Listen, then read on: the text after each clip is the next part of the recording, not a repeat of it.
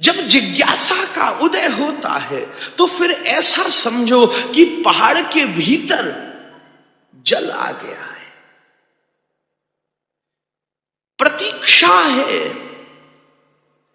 कि कब किस दिन दो बादल आके टकरा के ऐसी बिजली को पैदा करें कि ऊपर के पहाड़ की जितनी चट्टानें हैं, जितनी परत हैं, जितनी लेयर्स हैं, वो सब फूट जावे। और जैसे ही फूटेंगी फिर ज्यादा रियाज और प्रयास की जरूरत भी न पड़ेगी। भीतर भरा हुआ जल खुद ही फूट करके बाहर निकल जाएगा और न जाने कितने लोगों की महाराज प्यास को तृप्त कर देगा, शीतल कर देगा, आनंदित कर देगा, कितनों को आश्रय प्रदान कर देगा, कितनों को आनंद की अनुभूति दे देगा। उसी प्रकार जिस क्षण गोविंद मुझे प्राप्त हो, इस प्रकार की तीव्र लालसा तुम्हारे दिल में पैदा हो तो समझ लेना कि दिल जल से भर गया है। पर अभी भी प्रतीक्षा करो, अभी इतनी जल्दी से मत आगे आ जाना, जोशीले मत हो जाना, न बैठ जाना गोविंद के द्वार पे पदों को लेकर के,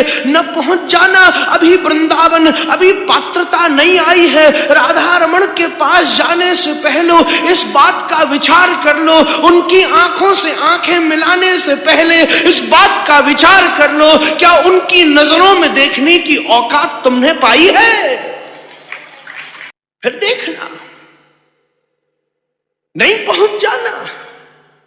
जब दिल भरा हुआ हो तो फिर एक काम करो, जैसे टांसी और हथौड़ी लेकर के तोड़ा जाता है, पत्थर को बस निकाला जाता है। निकलते निकलते एक थोड़ी देर में ऐसी चोट लगती है कि खुद ब खुद उस पत्थर में से मूर्ति के गाल उभर आते हैं, खुद ब खुद उस मूर्ति में से माथे उभर आते हैं, आंखें उभरती आती हैं, कान उभरते चले आते हैं। बस निकालते जाओ।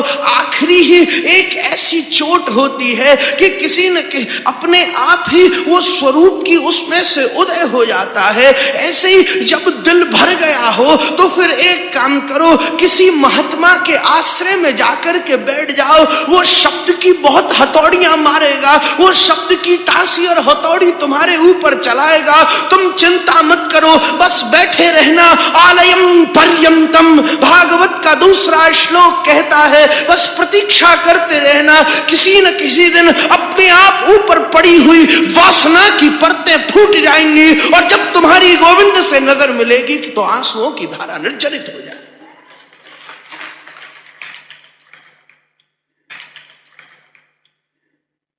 वो फिर ऐसा निर्झरण होगा, वो फिर ऐसी धारा का प्रवाह होगा कि या तो उस धारा में बहते हुए तुम उनसे मिल जाओगे या बहते हुए वही तुमसे आके टकरा जाएंगे। साधु संगोत भजन क्रिया। यहां बैठ करके सारी बात समझ में नहीं आ सकती है।